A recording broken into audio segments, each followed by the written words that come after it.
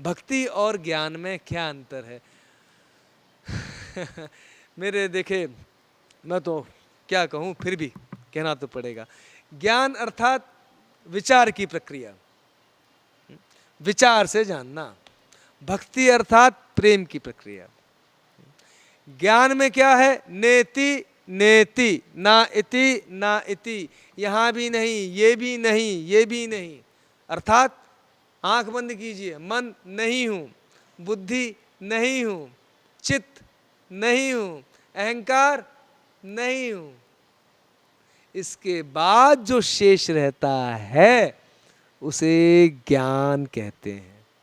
जब इस ज्ञान को मनुष्य प्राप्त हो जाता है तो उसके मन से जिस ऊर्जा का निकलना होता है उस ऊर्जा को भक्ति कहते हैं। अर्थात अब ज्ञानी की दृष्टि में कहीं कोई विभाजन नहीं रहता।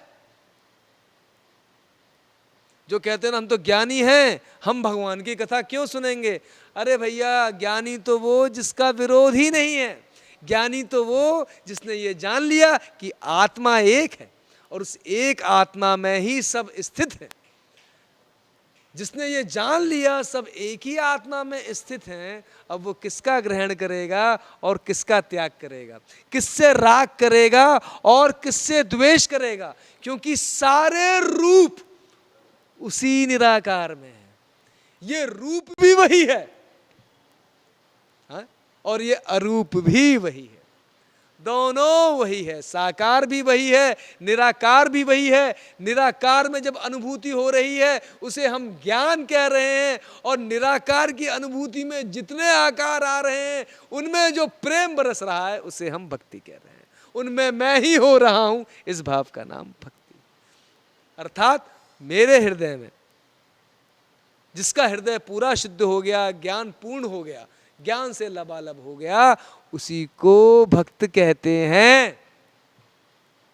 आप समझिए, जहां ज्ञान नहीं, वैराग्य नहीं, वहां भक्ति भी नहीं हो सकती, आएगी ही नहीं। आएगी तो क्रदन करती हुई आएगी, रोती हुई आएगी। देखा ना आपने, भागवत के महात्म्य में कथा आती है, ज्ञान वैराग्य बूढ़े पड़े हैं और भक्ति महारानी दुखी बैठी है। तो भाई इसलिए ऐसा मत कहना कि हमें ज्ञान की क्या ज़रूरत, हमें वैराग्य की क्या ज़रूरत। अरे भैया, वैराग्य का मतलब घर छोड़ना नहीं है। वैराग्य का मतलब है अपनी बुद्धि से वैराग्य, अपने मन से वैराग्य। वैराग्य का मतलब तन रंगाना नहीं है, क्या भाई पहन लिया अब तो हम वैरागी हो गए। ना ना ना ना ना, गृह संपत्ति मूल सबनासी, मूड मुड़ाए भाई सन्यासी, इसको वैराग्य नहीं कहते भाई। वैराग्य जब होता है, पूरा हो जाता है, उसी में फिर ये बात होती है अथा तो भक्ति व्याख्या समा। जब वैराग्य पूरा होता है तभी ये बात होती है अथा योगानुशासनम। जब वैराग्य पूर्ण होता है तभी ये बात होती है अथा तो भक्ति व्याख्या समः, अथा तो ब्रह्म जिज्ञासा। अब अब अब अब क्योंकि अगर उससे पहले सुना तो सुन तो लिया, पर कभी ये हृदय में नहीं जा पाएगा। वैराग्य की स्थिति में ही, अर्थात जब कुछ नहीं है मेरा, ना मुझे कुछ चाहिए और ना मैं कुछ हूं, अब इसमें जो सुनना होता है इसी को श्रवण कहते हैं। इसी में अगर पूरा ध्यान है तो हर शब्द में अनाहत की गूंज अपने आप सुनाई देने लग जाती है। हम धुन को सुनते नहीं, शब्द को सुनते नहीं। हम शब्द को कहते हैं ये व्यक्ति कह रहा है, उसने कहे हैं, इसने कहे हैं, मैंने कहे हैं। ये हटा दो, केवल शब्द को ध्वनि की तरह सुनो। और जहां तुमने शब्द को ध्वनि की तरह सुनना आरंभ कर दिया, थोड़ी ही देर में, ज्यादा विलंब नहीं होगा, अपने हृदय की धड़कन सुनाई देने लग जाएगी, अपने अंदर बहता हुआ रक्त मालूम पड़ने लगेगा, अपने चक्रों का बोध अपने आप ही तुमको इस शरीर में आत्मा की कृपा से होने लगेगा। भक्ति और ज्ञान, ज्ञान वो जो सारे अंतर समाप्त करे, और भक्ति वो जो ज्ञान का फल है। जो ज्ञान का फल है उसको हम भक्ति कहते हैं। सा तस्मिन् परम प्रेम रूपा अमृत स्वरूपा च या लब्धवा पुमान अमृतो भवति। यही वो भक्ति है, यही वो ज्ञान है, इसमें कोई भेद नहीं। तो प्यारे, क्या वो भक्ति है? आप ही वो भक्ति हैं। भक्ति विभक्ति, भक्ति का अर्थ है जहाँ कोई विभाजन संभव नहीं।